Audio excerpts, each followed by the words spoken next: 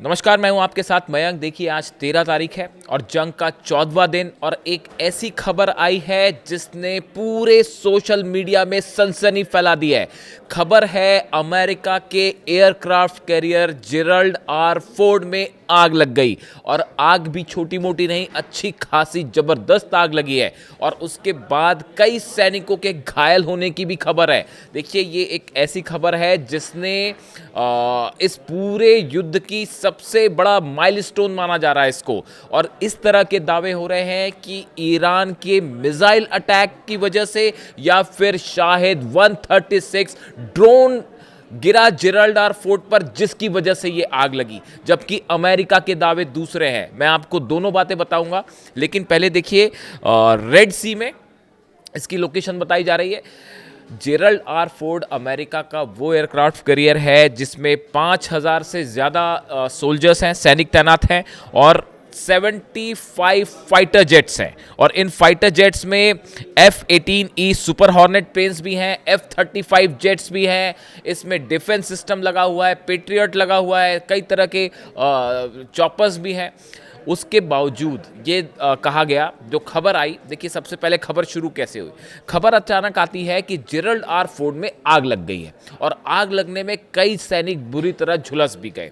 अब इसके बाद अमेरिका की तरफ से एक बयान आता है। अमेरिका का कहना ऐसा है कि जेरल्ड आर फोर्ड का जो लॉन्ड्री एरिया था उसमें ये आग लगी और ये किसी हमले की वजह से नहीं लगी, ये एक हादसा था। इस तरह का खैर अगर बयान जो है वो अमेरिका की तरफ से आया, सेंट्रल कमांड जो है उसकी तरफ से ये बयान आया। उसके बाद एक्सपर्ट्स ने ये सवाल पूछा कि अमेरिका जो है क्या फेस सेविंग की कोशिश कर रहा है। दुनिया के सबसे बड़े एयरक्राफ्ट कैरियर में इस तरह से आग लग जाती है, उसकी लॉन्ड्री सेक्शन में आग लग जाती है और उसमें सैनिक घायल भी हो जाते हैं जलने के बाद। अब देखिए, ये जो बयान है, कई बार होता है कि आप कुछ चीज़ छुपाने की कोशिश करें लेकिन उसके बावजूद आपके जो बयान आते हैं उससे कुछ चीज़ें सामने आ जाती हैं। अब देखिए इसके बाद जो बयान आए उसमें क्या कहा, नेवी की तरफ से क्या कहा गया, अमेरिकी पहले वो बताएं। The navy said USS Ford is now in the Red Sea as a part of the Operation Epic Fury. There is no damage to the ship's propulsion plant and the aircraft carrier remains fully operated. उनकी तरफ से कहा गया कि बहुत ज़्यादा नुकसान नहीं हुआ और पूरी तरह से चल रहा है। इसके बाद जिसने बयान दिया उनकी तरफ से कहा गया, he added that all soldiers were well and safe and took shelter in the bunker. अब आप सोचिए, जिन्होंने सेंट्रल कमांड की तरफ से जो बयान आया अमेरिका की तरफ से, उसमें यह कहा गया कि जैसे ही जेरल्ड आर फोर्ड पर आग लगती है उसके बाद उसमें मौजूद जितने सैनिक थे वो जेरल्ड आर फोर्ड में नीचे जो बंकर बना हुआ है उसमें जाके छुप जाते हैं। अब आप खुद सोचिए, अगर कोई हादसा होगा या अगर कोई आग लगेगी, वो भी जैसे लॉन्ड्री जैसे सेक्शन में आग लगेगी, तो पहली बात तो वो बड़ी आग होगी नहीं, उसमें सोल्जर्स घायल हो जाएं, ये भी अपने आप में हैरान करने वाली बात। उसके बाद वो आग बुझाने के काम में जुटने की बजाय सैनिक जो है फौरन जाके उसके बंकर में छुपने की कोशिश करते हैं कि कहीं हम घायल ना हो जाएं। ये तो बड़े हैरान करने वाली बात है। और अब इस तरह के दावे हो रहे हैं, पूरे इंटरनेशनल जितने डिफेंस मैगजीन्स हैं वो ये सवाल पूछ रही हैं, इंटरनेशनल मीडिया ये सवाल पूछ रहा है कि क्या ये ईरान का मिसाइल अटैक था जेरल्ड आर फोर्ड पर या ये शायद 136 का अटैक था। देखिए, अगर ये फतेह 2 मिसाइल गिरी होती या खुर्रमशहर मिसाइल गिरी होती तब तो ये पूरा का पूरा जहाज ही तबाह हो गया होता, इसमें कोई शक नहीं है।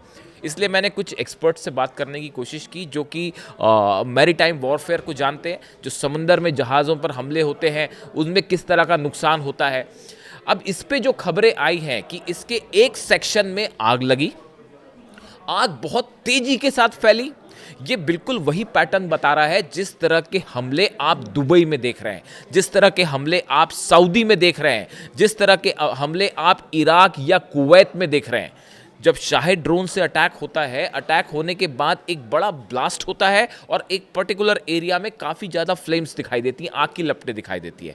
बिल्कुल इसी नेचर का अटैक है ये जो कि जेरल्ड आर फोर्ड पर हुआ है। देखिए, मिसाइल अटैक जब होता है तो मिसाइल अटैक में एक बड़ा ब्लास्ट के साथ बड़ी तबाही होती है और शायद ये यूएसएस जेरल्ड आर फोर्ड बचे ही ना, उसके बाद वो पूरा सिंक कर जाए। लेकिन अभी जो खबरें हैं, जो एक्सपर्ट्स ये मान के चल रहे हैं कि हो सकता है कि ये ईरान की तरफ से अटैक हो। हालांकि अमेरिका इसको डिनाई कर रहा है, अमेरिका कह रहा है कि ये किसी तरह का हमला नहीं था। लेकिन फिर भी कई डिफेंस एक्सपर्ट ये सवाल खड़े कर रहे हैं कि क्या ये हमला था, क्योंकि इसका नेचर जिस तरह का बताया जा रहा है इंसिडेंट का, वो बिल्कुल उस तरह से है जिस तरह से शायद ड्रोन्स या किसी तरह का एक कोई मिसाइल अटैक हुआ हो, खासतौर पर ड्रोन अटैक हुआ हो। अब ये जेरल्ड आर फोर्ड इस समय क्यों इंपॉर्टेंट है? देखिए, हमने पहले भी आपको बताया था कि इस तरह की खबरें आई थी कि ईरान की तरफ से मिसाइल्स फायर की गई, ड्रोन्स फायर किए गए अब्राहम लिंकन पर, जो दूसरा एयरक्राफ्ट कैरियर है, उसको जो है वो पीछे खींचना पड़ गया और वो फारस की खाड़ी के करीब था और उसको जो है पहले वो ओमान की खाड़ी पहुंचा, फिर उसके बाद वहां से अरेबियन सी पहुंचा और अब वहां से भी पीछे हट गया है।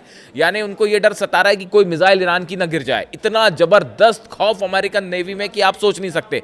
दुनिया के सबसे बेहतरीन डिफेंस सिस्टम लगे हुए हैं, लेकिन कहां तो हमला करने गए थे, यहां जान बचाने की नौबत है, वो भाग चुका है अब्राहम लिंकन।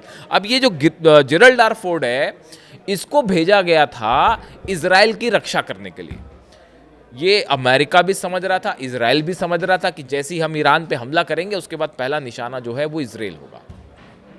इसमें पेट्रियट सिस्टम्स लगे हैं, डिफेंस सिस्टम्स लगे हैं, तो जो मिसाइल्स ईरान की फायर होगी इजराइल पर, उसको रोकने के लिए ये जो है ये जहाज वहाँ पे गया था। और जो हमले हुए खामनेई साहब पे, मैं आपको अगले वीडियो में एक ऐसा सनसनीखेज खुलासा बताऊंगा कि जो इस पूरे मामले में एक नया खुलासा होगा। अगले वीडियो का इंतज़ार कीजिए। ये वो प्लेन है, ये वो वॉरशिप है जेरल्ड आर फोर्ड, जहां से फाइटर जेट्स ने टेक ऑफ किया था खामनेई साहब पर हमला करने के लिए। ये बात खुद अमेरिका की तरफ से कही गई। जो पहला हमला हुआ था उसमें फाइटर जेट्स ने यहाँ से टेक ऑफ किया। अब देखिए, होता ये है, ये इसको भेजा गया था इजराइल की रक्षा करने के लिए। इजराइल का क्या हाल है वो तो एक अलग ही उसकी कहानी है। ऐसा कोई शहर नहीं बचा है, जो खबरें आ रही हैं इजराइल पर, जिस पे धमाधम मिसाइल ना गिर रही हो। और कई तस्वीरें देख के तो लोग ये कह रहे हैं कि इसको तो गाजा बना डाला ईरान ने। जो हाल दिखाई दे रहा है इजराइल का, तेल अवीव का, हाइफा का, वहाँ कई इमारतें, कई एरिया ऐसे हैं पूरे के पूरे जो तबाह हो चुके हैं, और वहाँ पे वही मंजर दिखाई दे रहा है जो गाज़ा में दिखाई देता है। शायद गाज़ा का बदला भी जो है वो इसी साथ पूरा हो जा रहा है। इजराइल में तो भयंकर तबाही है ही। अब इजराइल के पास जो आयरन डोम है, या थार्ड भी लगा हुआ था, पेट्रियट भी लगा था, डेविड स्लिंग हो गया, या एरो, ये जितने डिफेंस सिस्टम थे, ये पहले से पता था कि ईरान की मिसाइल्स को नहीं रोक पाएंगे। वो 12 दिन की जंग में ही पता चल गया था। बचाने के लिए गया था ये जेरल्ड आर फोर्ड। अब जेरल्ड आर फोर्ड तो अब बचाए जब वहाँ से हर रात को जो है 250-250, 300 मिसाइल्स हर रात को फायर हो रही हैं इजराइल के ऊपर। उसमें कितनी गिर रही हैं, कितनी को रोक पा रहे हैं, कोई किसी चीज़ का हिसाब नहीं है। और इतनी ज़बरदस्त तबाही देखने को मिल रही है वहाँ पे कि ऐसा लग रहा है कि कई इलाके तो बड़े पूरी तरह से ख़त्म हो चुके हैं। और बिल्डिंग्स एक साथ 200-200, 250-250 मकान जो है क्लस्टर में, वो पूरे के पूरे तबाह हो जा रहे हैं। एक मिसाइल अपने साथ गिर रही है और वो 80 जो है वो क्लस्टर बॉम्ब्स लेके गिर रही है। ये हाल हो चुका है। तो अब ये बचाना तो बड़ी दूर की बात है। देखिए, वो बचने बचाने वाला खेल तो जो है वो छूट गया। अब वो इजराइल को अपने भरोसे छोड़ दिया है अमेरिका ने। अब इजराइल जाने और नेतन्याहू जाने क्या करना है। वो ईरान जो है कैसे निपटेंगे इजराइल ईरान से और नेतन्याहू, ये तो बड़ा समझ के बाहर की बात है। अब देखिए, ये जो है ये वहाँ से पीछे हटना शुरू हुआ, क्योंकि जो मिसाइल्स पिछले 48 घंटे में फायर हुई हैं, आज 13 तारीख है, आप देखिए कि जो मिसाइल्स 11 तारीख के बाद से फायर हुई हैं, उन्होंने वो नुकसान पहुंचाया 500-500, 1,000 किलो का, और कई तो 1500-1500 और 2,000 किलो का वॉरहेड्स, यानी बॉम्ब्स, बारूद लेके जो है वो, अगर हम सरल भाषा में कहें तो, जो है वॉरहेड्स लेके वो गिर रही है मिसाइल्स। और जब वो मिसाइल गिर रही है, उसका इम्पैक्ट इतना भयानक है कि वो बंकर को फाड़ते हुए सब कुछ तबाह कर दे रही है, सब कुछ तबाह कर दे रही है। तो ऐसे हालात में अगर एक भी मिसाइल इस पर सीधी हिट हो जाए, खास तौर पर फतेह 2 या खुर्रम शहर जैसी मिसाइल, तो जेरल्ड आर फोर्ड के परखच्चे उड़ जाएं, कुछ ना बचे। इसको बचाने के लिए इसको दूर किया गया इजराइल के पास से। और जो अब लोकेशन है, इसके हिसाब से ये जो अटैक है, जो एक्सपर्ट्स मेरी जिनसे बात हुई, उनका कहना है कि देखिए, या तो ये हादसा है जैसा अमेरिका कह रहा है, लेकिन इन हालात में हादसा होना, उसके बाद सोल्जर्स का बंकर में जाके छुप जाना, ये सब कुछ बड़ा ही मिस्टीरियस है। और इसमें जो है जो अटैक का नेचर है वो ड्रोन अटैक का है। देखिए, ईरान ने पूरे इलाके में, पूरे अरब कंट्रीज़ में, मैं अगले वीडियो में आपको ब्रीफ करूंगा, यूएई में, दुबई में भयंकर ड्रोन स्ट्राइक्स हो रही हैं। जो बिल्डिंग्स हैं उन पर ड्रोन स्ट्राइक्स हो रही हैं। और इराक में, बगदाद में अमेरिका का विक्टोरिया बेस तबाह कर दिया गया है। आप देखें, फ्रांस का जो बेस है उस पर हमला किया गया इराक में। इटली का जो बेस है उस पर अटैक किया गया, कितनी तबाही हुई मैं आपको बताऊंगा अलग से। लेकिन आप देखिए लगातार जो है अरेबियन देशों पर हमले जारी हैं, इजराइल पर हमले जारी हैं, और इस बीच ये खबर आना कि जिब्राल्टर फोर्ट में आग लगी है, हकीकत शायद सब जान रहे हैं कि ये आग कैसे लगी। अमेरिका के हालांकि दावे जो भी हों, लेकिन इस पूरी घटना ने एक बार फिर ये बता दिया है कि इस जंग में आज जो है 13 तारीख के बाद अब ईरान अपनी शर्तों पर आगे चल रहा है और भारी पड़ रहा है इस पूरे जंग में इजराइल अमेरिका दोनों के ऊपर। अरब देश तो हमले की हिम्मत ही नहीं कर पा रहे, वो अपना ड्रोन बचाने में लगे हुए हैं।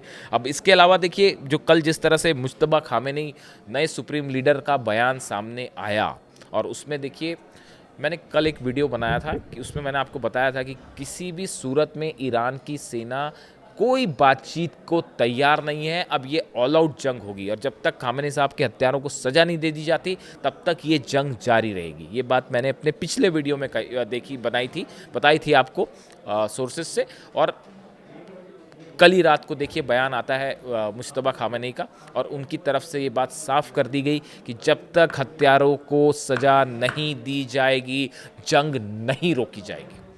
उनका मैसेज साफ है कि जिन्होंने सुप्रीम लीडर पर हमले की हिमाकत की है उन सबको जवाब दिया जाएगा। कोई किसी तरह की कोई बातचीत नहीं है, कोई शर्तें वर्तें कुछ नहीं है, सब खत्म है। ये बात दूर दूर तक कहीं ये हमले के पहले सोचना चाहिए था। ये हाल होगा सऊदी अरब का, वर्ल्ड की इकॉनमी का, ये हमला करने के पहले सोचना चाहिए था। अब आपने सोचने में जो है वो हमला पहले कर दिया, तो अब उसका नतीजा भुगतिए। ये बात ईरान की तरफ से कही गई है, और उनके इस मैसेज के बाद साफ है, नए सुप्रीम लीडर के मैसेज के बाद साफ है कि ये जंग अभी रुकती नहीं दिख रही है, अभी तो सिर्फ शुरुआत है। वीडियो कैसा लगा ज़रूर बताएं। Thank you so much.